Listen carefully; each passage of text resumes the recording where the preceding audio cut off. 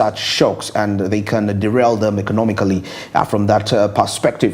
And of course, for this particular discussion, we are going to be discussing matters still in line with that. And with me, I'm joined with Honorable George Didi Boka to break down these matters. He's on the Committee Parliament of Health, and he has quite a rich biography in terms of exposure in the health sector, health services, and also from the business perspective. It's a pleasure to have you, Honorable George. Good morning. Yeah, thank you. Thank you so much, Andrew, and dear viewers. Exactly. Good morning to you. Pleasure. It's a pleasure. Being with you this morning. Okay. Yeah. Now, social protection, quite a huge, it's a big discussion, as we can see today. And seeing that we don't seem to have given it much attention, because even when you look through the allocations, the proposed vis-a-vis the available, we have a huge funding gap for the activities to take place within that. But before we get into this, why do we need to focus on social protection? Because somebody could be asking, why is it a big deal in this discussion? Yeah, thank you. Thank you so much, Andrew. Yeah. And dear viewers, to put into perspective our conversation on social protection, financing, it's important for us to appreciate first and foremost what social protection is. Why as a country and society we need to invest in social protection. What are the issues and concerns related to social protection before we dovetail into the financing aspects. The concept of social protection derives from our nature as social animals. Yes. Humanity, human beings as social animals. That over their evolution came to being together.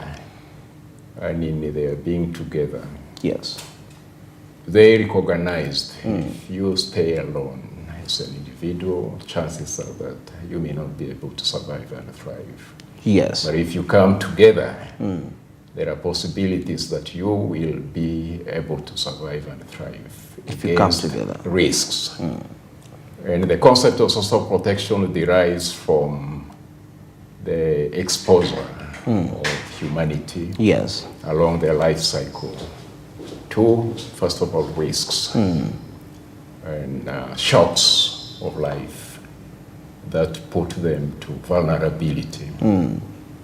And if no mechanisms are put in place by the individual himself for individual protection, by the family itself for family member protection, by the community itself for community protection, then chances are that that individual, that family, that community and society will be at huge risks and vulnerabilities. And that is basically the background to which communities, societies, and countries came up to start investing in social protection mechanisms and systems. So by social protection, we basically refer to a set of various things that include legal and regulatory frameworks, policies, strategies, programs, projects, products, and services that are designed and that are put in place to support the most vulnerable across the life cycle of the individual, the family, the community. And that requires appreciating within the life cycle of a human being. What are those drivers of vulnerability? The drivers are many. There are political drivers, the decisions that we make as politicians that put people to vulnerability because we're the policy makers. If the policies we make are not socially responsive and friendly policies to impact on our citizens. Two, the strategies that we make as strategic and operational planners in the various ministries, departments, and agencies.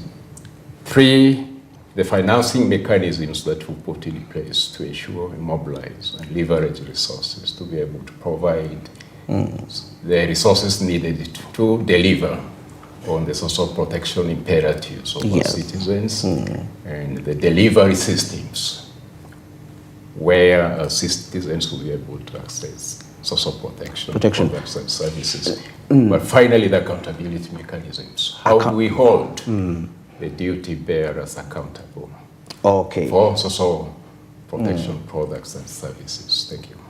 Interesting in preamble right there. Now, of course, taking a look here, according to the allocation, seeing that with less than 2% of the population having access to health insurance and the majority grappling with high out-of-pocket health expenditures, huge expenditures that is on health, how do you plan to address this issue through social protection policies as Parliament, particularly in terms of healthcare coverage and financial risk protection?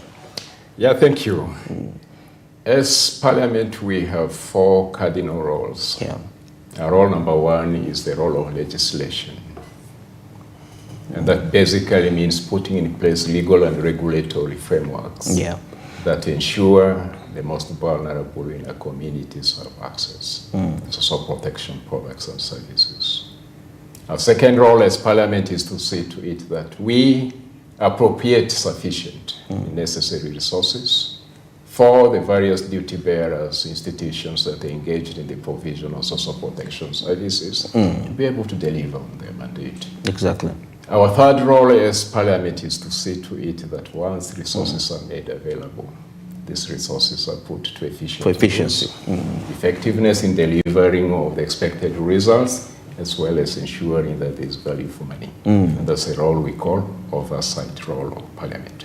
Last but not least is our responsibility as members of Parliament to see to it that we represent the voices of our people. We are amplifiers of the voices of our people, and this we do through getting petitions, citizen petitions, moving motions on the floor of Parliament to bring matters of social protection, policy and programming agenda, as well as bills.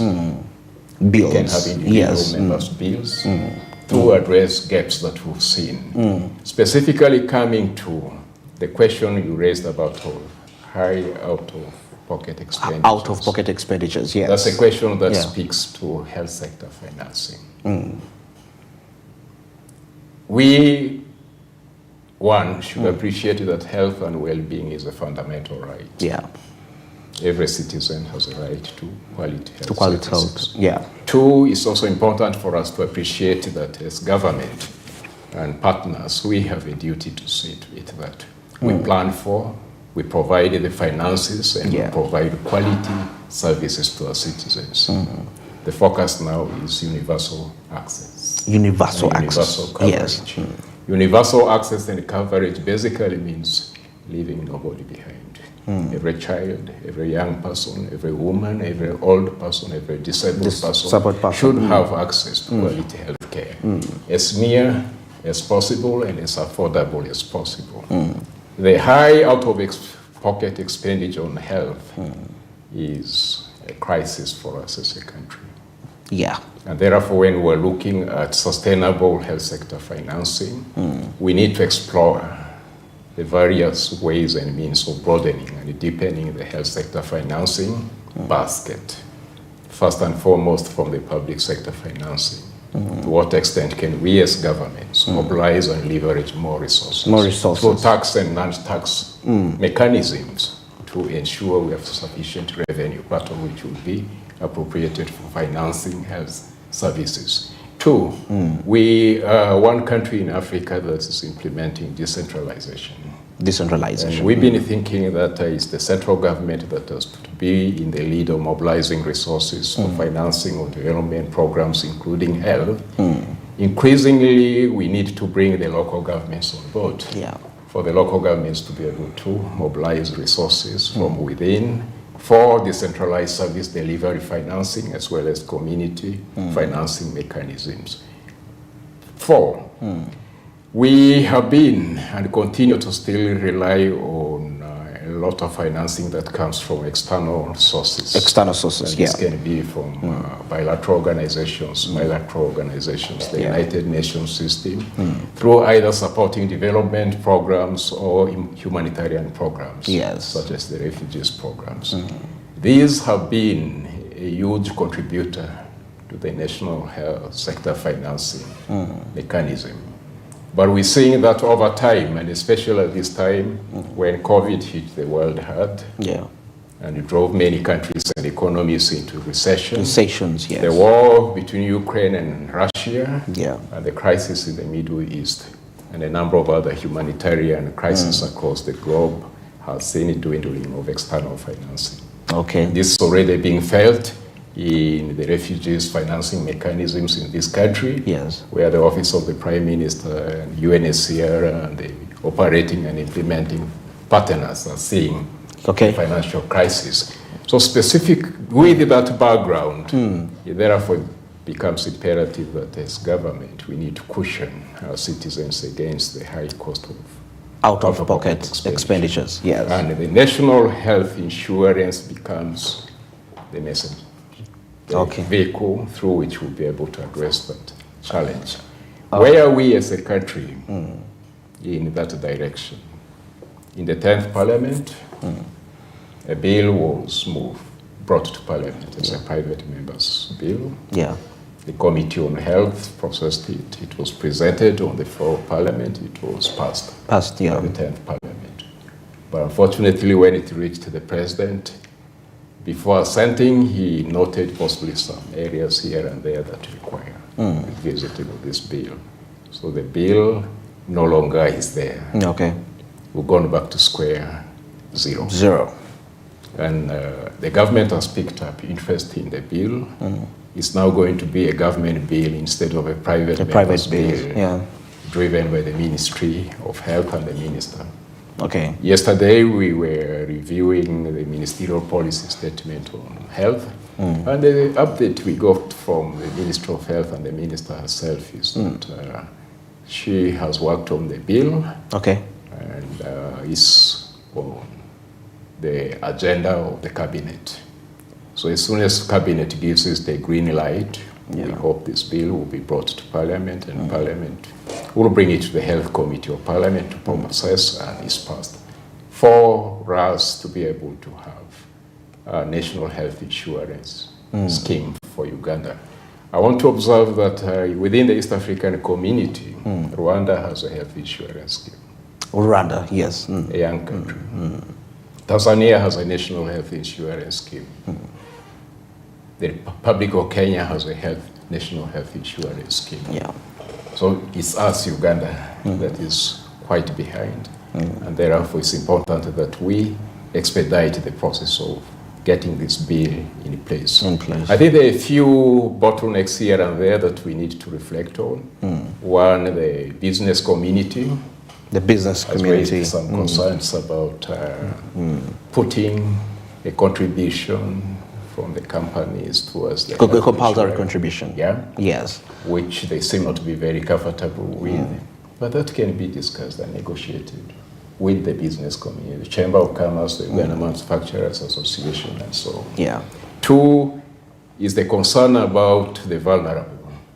And that takes us to the issue of social protection. Social protection, The indigents, citizens that will not be able to contribute to the scheme. How do we handle them? There are various models of social protection that have been put in place, especially national insurance, that takes care of those that will not be able to contribute to the scheme. The good news is that as a country, we already are implementing some elements of health insurance.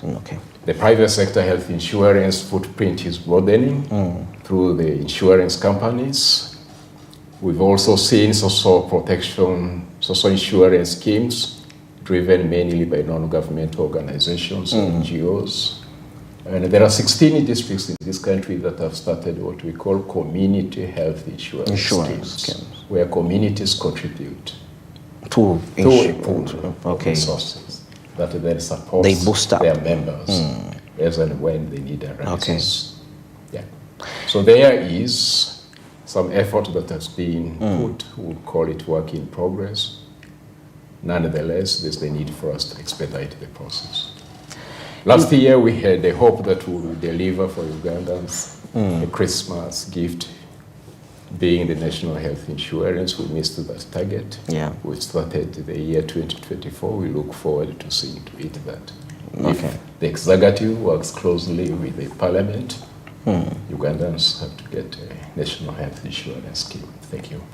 Now, taking a look at that, Uganda only allocates about 0.7% of its GDP to social protection financing, which is significantly lower than our neighboring countries, Kenya, Rwanda, and Tanzania. How do you propose to increase budgetary allocations for social protection, that is while ensuring fiscal sustainability and efficient resource utilization in this incidence?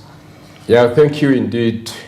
Our allocation to GDP for social protection interventions in this country is lower than expected. Yeah. And so as a country, there are a few things that we need to do to see to it that we up our game in that respect. You know, having an enabling legal and regulatory framework is very, very important. And that starts with the Constitution.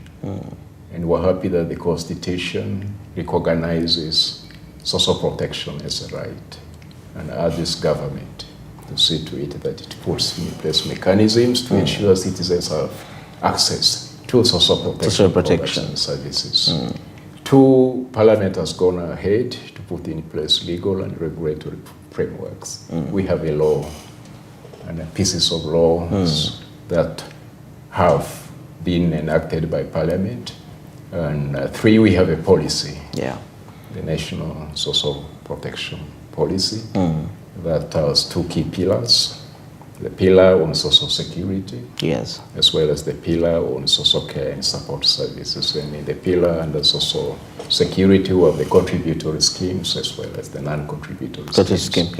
And to date, there are a number of programs and projects that the government has put in place to address the issues of social security. The National Social Security Fund is one of them. We have the contributory schemes like the pension scheme and so on and so forth.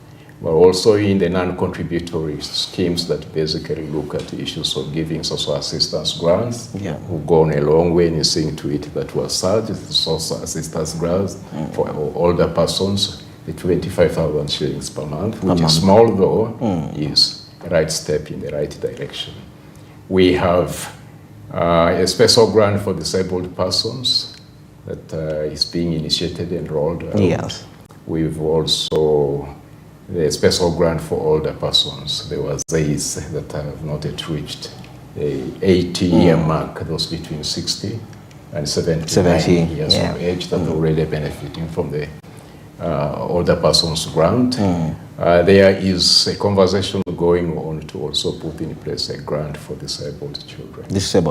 Okay. The Ministry of Gender, Labour and Social Protection. So specifically, how do we broaden the kitting, the basket? This kitting needs to be broadened at about 3, 4, 5 levels. The first level is at the national level through the consolidated fund.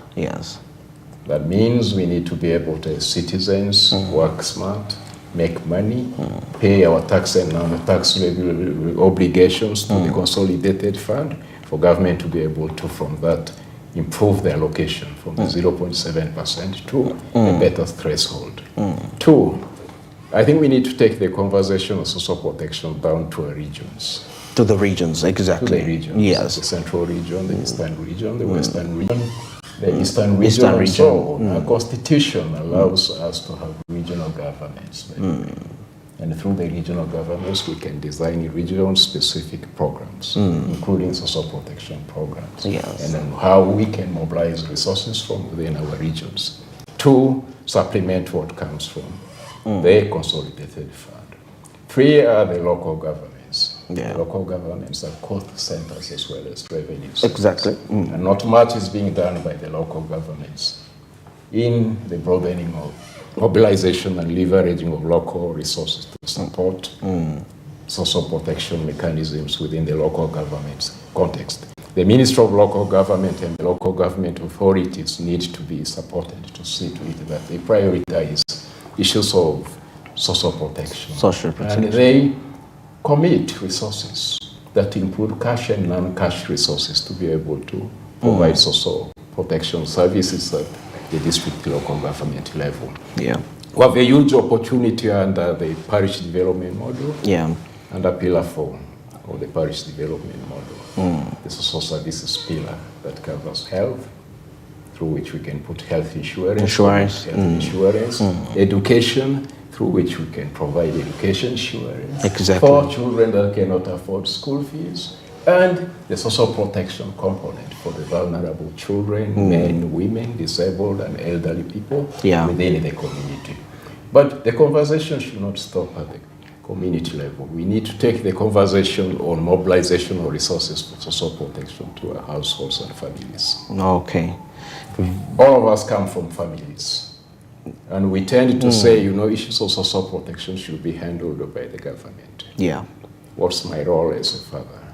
My role as a mother? Our role as a family to see to it that we recognize the risks within our family to which we are likely to be exposed, and the shocks to which we are likely to be exposed that puts our families into a state of vulnerability. Okay. And how can we, as families, see to it that we put aside something monthly, annually, to help us on rainy days?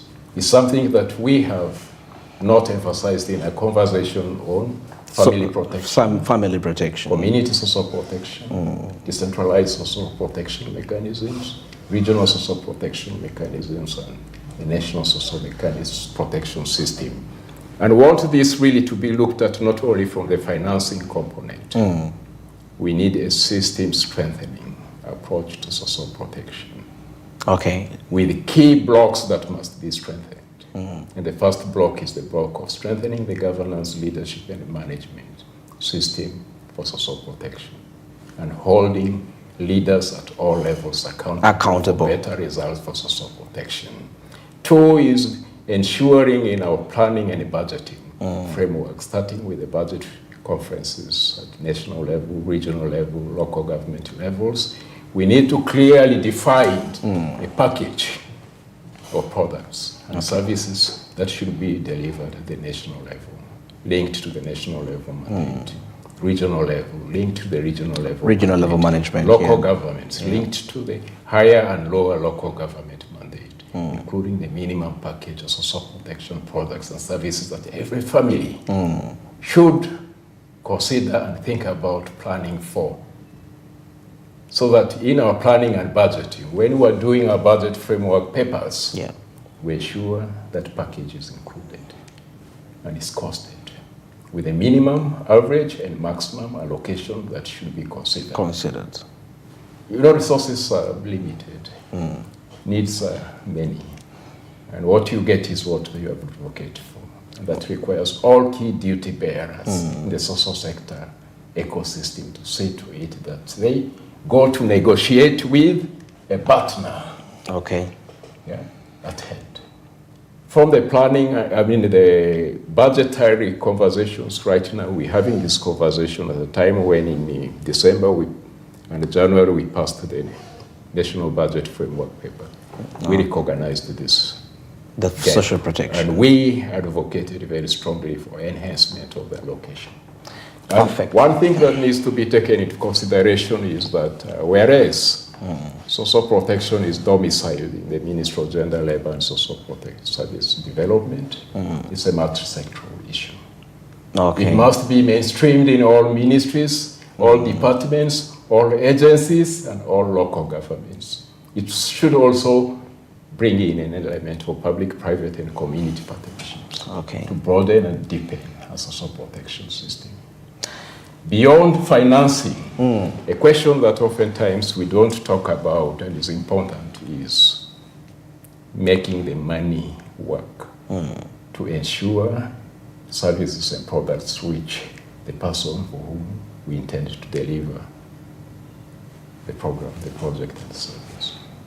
We need to review our business model on what should be provided by government as a public sector good. What should the civil society organizations, international, national NGOs do? Yeah. What should community-based organizations do? What are those things that the private sector can deliver as part of their corporate social responsibility? And what are those things community gatekeepers need to do? In about 4 broad areas. 1 in the area of legal and regulatory framework, 2 in the area of advocacy, social mobilization and education and community awareness to put issues of social protection on the policy and practice agenda. 3 is in improving access to quality social services with smart targets set at all levels that we should strive towards. And 4 is the accountability mechanism. So we're able to, every month, every quarter, every year, hold ourselves accountable. The leaders for governance accountability. The planners for planning and budgeting accountability. The financiers for financing accountability. If government is supposed to put a certain percentage towards social protection, is government doing that? If the civil society is supposed to contribute towards social protection, a certain proportion of resources, are they doing that?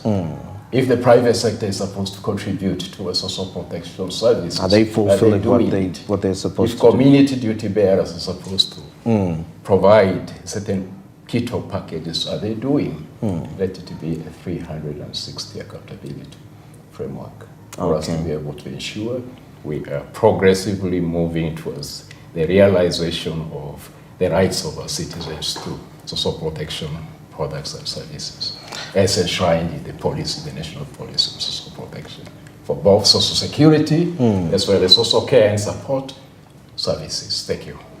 All right, it's exactly 31, indicating 29 minutes to the top of the hour. Let's take a short break, and of course, when I return, I'm with Honorable George Didi.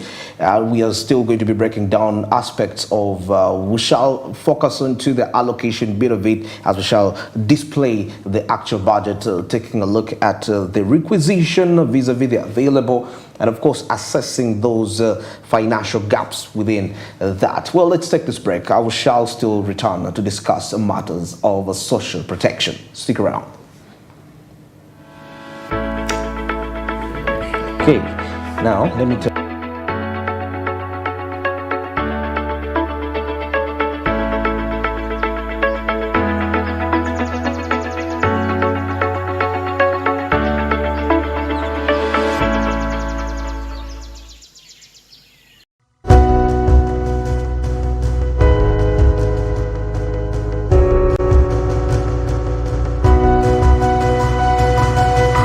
Smart 24, driving business.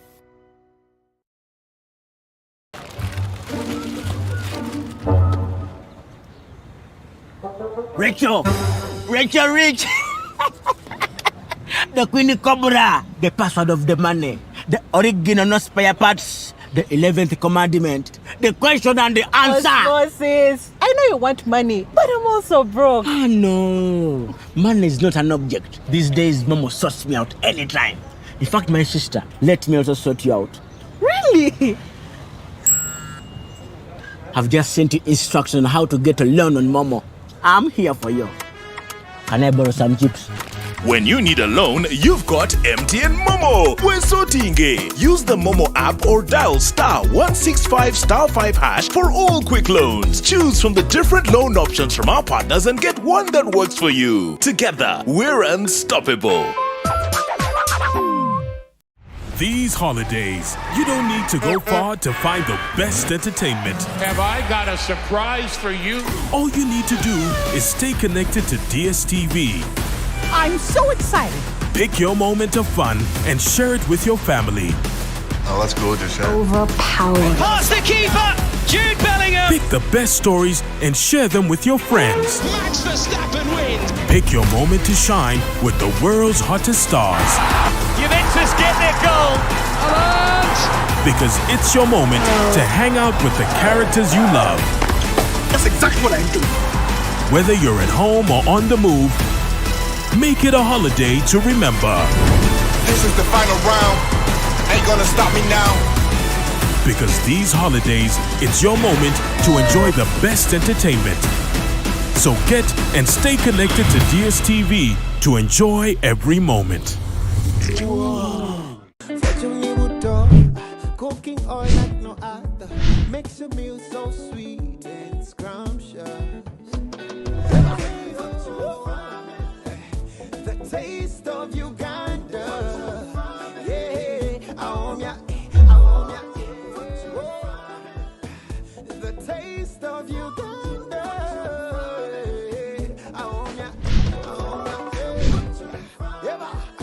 the taste of Uganda.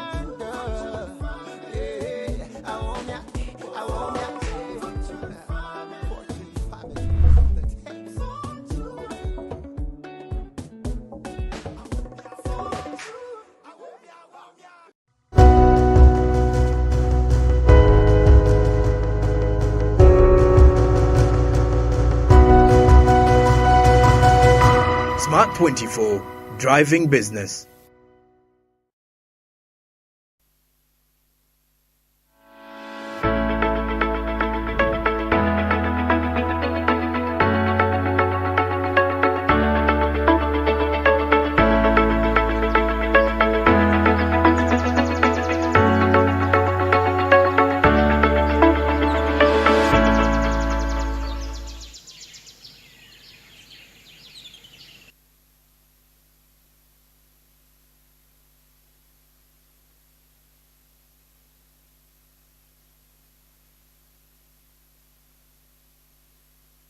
Smart means business. Amanjo Bariji with my guest this morning, Honorable George Didi Boka. We are definitely discussing matters to do with social protection.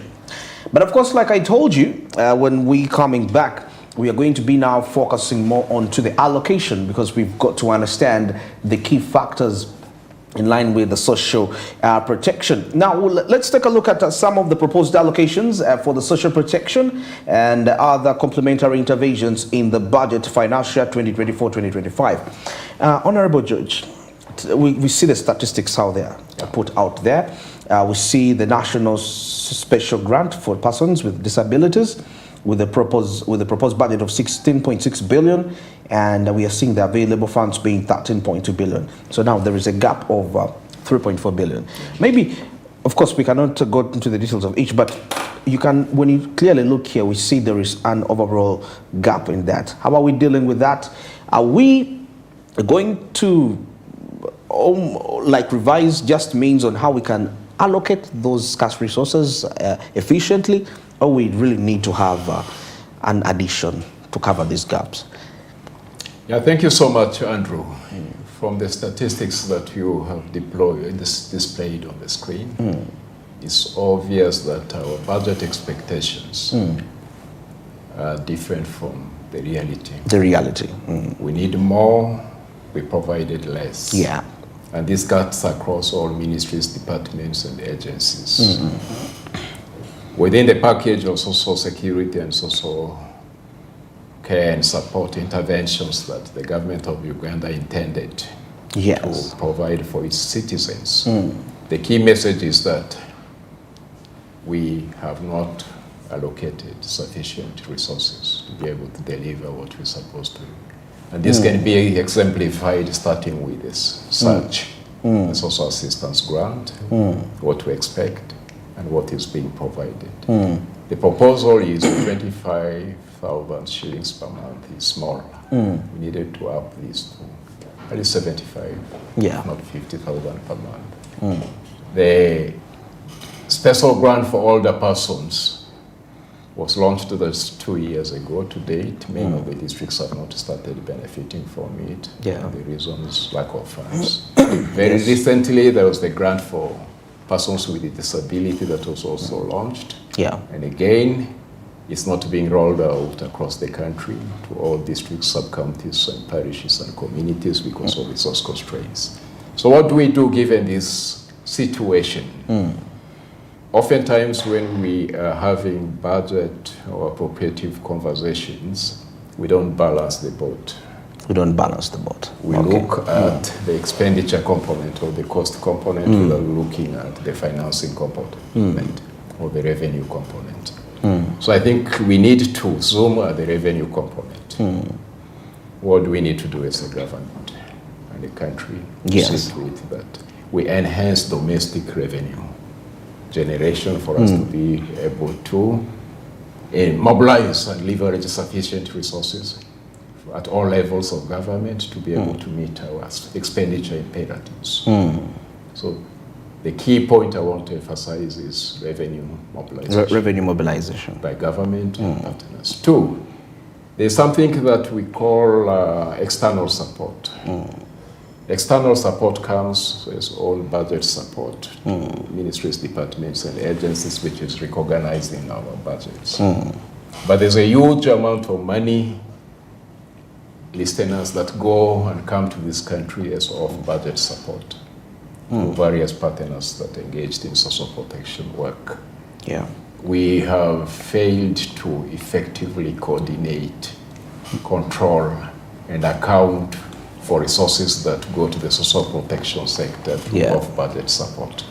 It's possibly time that we begin thinking and holding some of our partners that are not providing their social protection money in the basket to know who is doing what, where, how to achieve which resources in the social protection program, so that we don't only hold government accountable. Exactly. Government should be held accountable for the government revenue and expenditure imperatives. Civil society organizations should be held accountable for civil society-led and driven social protection interventions. The private sector should be held accountable for the private sector interventions as well as the community, for the community-owned and community-led social protection interventions. I want to speak to the community-owned and community-led social protection from a traditional and cultural and religious perspective. Before the monetization and modernization of our economies, we had social protection systems in place. Led by our traditional and cultural institutions and led by religious institutions. Because social protection issues have a divine connotation. So all the key faiths consider it as their duty to see to it that the vulnerable are provided care and support. That's why in the Christian communities, you have orphanages that have been set up to take care of orphans. You have homes for widows and widowers that have been established by faith-based organizations. And you have homes for older persons that have been established by.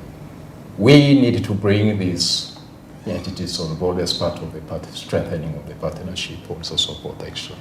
Similarly, the non-state actors need to be brought on board for them to play their role in social protection as well as the traditional and cultural institutions. The Kabako of Buganda is his institution, the Omukama of Bunyoro, Toro, the King of Busoga, of Teso, Wacholi and Lango, the King of Lulu, all these traditional and cultural institutions need to be brought on board for them to inject into an African context to the provision of social protection. Social protections. Guided by the social norms, values, and practices. In African tradition, orphans grow and thrive because of the extended family support system that is provided by the family to orphans and vulnerable children. We should explore the values in that. In our traditional and cultural systems, widows and widowers are not left out. The clan system has a mechanism to see to it that the widowers are taken care of. The disabled are not left homeless, foodless, and careless. There's a mechanism put in place take care of them. In African tradition, older persons are considered a gem. They are taken care of. It's our neo-modern society that it seems to be saying, elders should not be taken over by the state. So we need a hybrid of interventions to ensure we have a social protection mechanism in Africa, in Uganda, in our communities that takes care of and is informed by our political, social, economic, cultural, and technological development context. Thank you. All right. Now, of course, looking at the trend, Honorable, the trend of allocations over the years, we seem to be making progress in regards to using budgets, using the budget to respond to vulnerabilities at each stage of the life cycle. How do you really perceive of that? Do we seem to be making any progress at each stage of the life cycle, following the previous trends? Yeah, thank you, Andrew.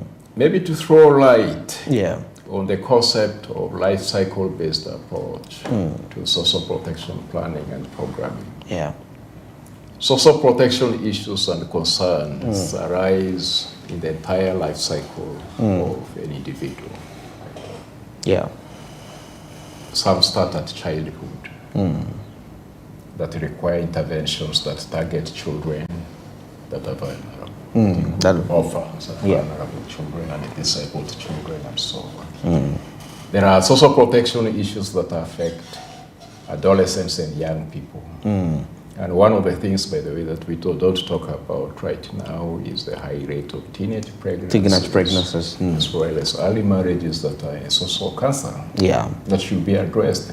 So it puts young girls and women in a whole mess of issues and concerns that affect their lives, their health, their livelihoods, and the quality of life that they live. There are issues that affect men and women, and within the current context, we need to very seriously consider the plight of the young men and women that are churned out of our universities and training institutions that are looking for jobs. Yeah. The jobs are not there.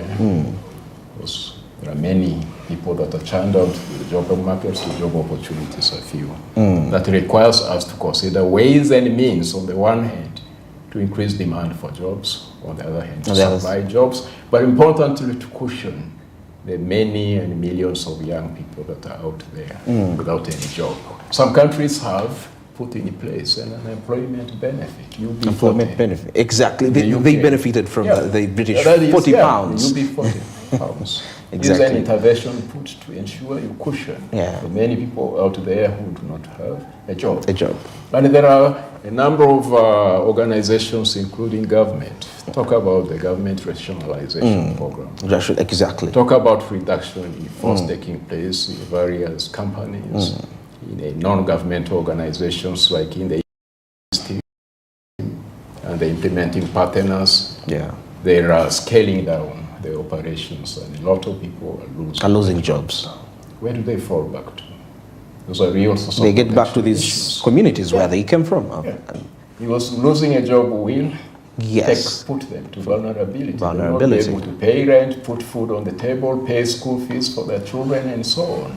And this needed as a government for us to put in place a framework to see to it that such vulnerable people that face vulnerability and shocks due to loss of jobs are addressed, including the disabled, the older persons who are living longer. As Ugandans, average life span has gone to now about 63, 64 years of age. Exactly. When we are just at about 42. 43. So living longer means as we age, we need to prepare for the aging population, because the aging population have also their vulnerabilities that need to take taken care of, related to geriatric care, their health care, related to mobility, related to housing, related to food, non-food items, related to socialization, interacting in space where they can meet with their fellow old. All those issues along the life cycle that need to be planned for, and therefore require a multi-sectoral, a multi-level, and a multi-stakeholder approach. There are stakeholders that work around children, vulnerability around children, and while I was with the UNICEF, that was one area that worked a lot with the care and support for children who are vulnerable. There are organizations like the UNFPA that work on issues of population and young people that need to be brought on board with the Save the Children's to support government and work with government ministries, departments and agencies and local governments to ensure we have youth and young persons appropriate and friendly services provided. Social protection friendly services for young people, adolescents. We have women as a special interest group that face, because of gender issues and concerns, vulnerabilities that require planning and programming for women's sensitive and responsive programs by government. The same with disabled people and older persons. The older persons. And that's the concept of designing programs across the life cycle. And possibly sooner or later we may have to have a program for burial. Okay. Because the life cycle starts with birth. Absolutely. And ends with Death. Yeah. And if some communities have already gone ahead and actually, instead of mobilizing resources for health, they're mobilizing resources for burial. Yeah. Yeah. So there is some effort, I must say, that is being put in the area of legal and regulatory frameworks. We have a number of laws that have been put in place. Some efforts have been made in the area of policy, although our current policy expires this year. This year. Okay. So we need to get back to the policy drawing board to see to it that we evaluate the performance of the current social protection policy and improve it. In the strategy, in the National Development Plan 3, we have issues and concerns of social protection ably captured within the mandate of the Ministry of Gender, Labour and Social Development, but also cross-cutting across all ministries, departments, agencies, and so on, and local governments. In the area of planning and programming, right now we are processing the budget. Okay. We completed the budget framework paper and noted the gaps in allocation, and we've been engaging with government to see to it that there's some enhancement that has to be done. Okay. This week we're completing the ministerial policy statements on social protection. Social protection. That again also gives us a window of opportunity to see to it that the gaps that we have highlighted in the graph addressed by ensuring we advocate for a top-up. Today we are receiving the budget estimates for 2024. 2025. And we already yesterday had a deep conversation on our unfunded priorities. Okay. Through core agenda, we would like to work with the Budget Committee of Parliament, the Social Protection Forum, the Social Protection Committee of Parliament to see to it that even if through core agenda we have more resources allocated to address issues of policy nature, recruitment of social workers, payment of their salaries, facilitating them with transport and logistics, and ensuring that products and services are made available for the various beneficiaries of the social protection program in this country. But also importantly, we need to emphasize the need for accountability. The need for accountability. Oftentimes, what is approved, from what we expect, we get little. We expect more, we get little. Absolutely. From what is approved on paper, what is disbursed is less than. You propose you get little, and what is on paper, and what is approved disbursed on paper is less than what is disbursed. The ministries, departments, and agencies. And of what is disbursed to the ministries, departments, and agencies, we've also noted with concern that some of these resources do not reach the beneficiaries. And there's an animal called graft, corruption. That's a taking from the vulnerable is a sin. It is definitely a sin. There are ghost groups of vulnerable people that have been created by duty bearers. There are projects that have been designed and on paper being, positioned as these are projects that are supporting vulnerable children, vulnerable youth, vulnerable women, vulnerable disabled persons, vulnerable older persons. This money ends up in the hands of the program managers, program or project officers, and possibly public officers that are responsible. So that's one thing that we also need to address in the execution of these projects, programs, to see to it that there's efficiency. We know money is little, but we have to ensure the available is used efficiently. Effectiveness for us to be able to deliver the results we expect in the economy And importantly, there should be value for money.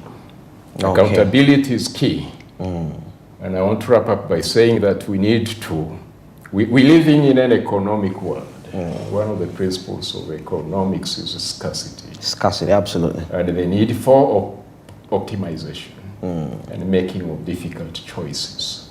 So we need to make smart choices. To say to it that the interventions that we want to prioritize as a country in social protection, in creating an enabling environment are high value and high impact legal and regulatory interventions. In the area of advocacy, social mobilization, education and community sensitization on social protection, the messages, materials delivered should be those that will ensure the citizens' levels of literacy. Social protection issues are enhanced for them to be able to demand what they need from government. In the area of improving access to services, as we move towards universal access, we need to also ensure we address the supply side gaps. Okay. If it's space for social protection, it requires investing in infrastructure. If it's equipment, we need to ensure the equipment is in place. If it's supplies, we need to ensure the supply side in place, food and non-food items. If it's a recurrent budget, it has to be there. If it's transport and logistics, we should be able to plan. And performance management is key in this. We need to enhance the capacity and capabilities of governments, ministries, departments, agencies, and especially the local governments and communities to do what they can. This requires massive mobilization of the communities. This requires organizing the vulnerable persons into groups that will help them be able to amplify their voices, and this requires empowerment. Okay. Empowerment means skilling them. Empowerment means tooling them. Empowerment means ensuring they are facilitated to claim their rights. Social protection. Thank you. Thank you. It's been a pleasure to have you, Honorable George Didi Boka, and of course discussing matters to do with social protection and the funding gaps that have been witnessed in the budget, the proposed budget vis-a-vis what is available. But of course, with further discussions, he's given us hope that there is going to be, there's likely to be an additional the budget to disperse these funds to the would-be beneficiaries. Well, it's 4 minutes to the top of the hour. We come to the end of today's edition of Smart Means Business. Thanks for being part of it. I've been Andrew Barija, your host. And of course, I wish you a happy Easter period, which we are definitely heading into. And have yourselves a wonderful and productive day. Till tomorrow. Good morning. Thank you for hosting me.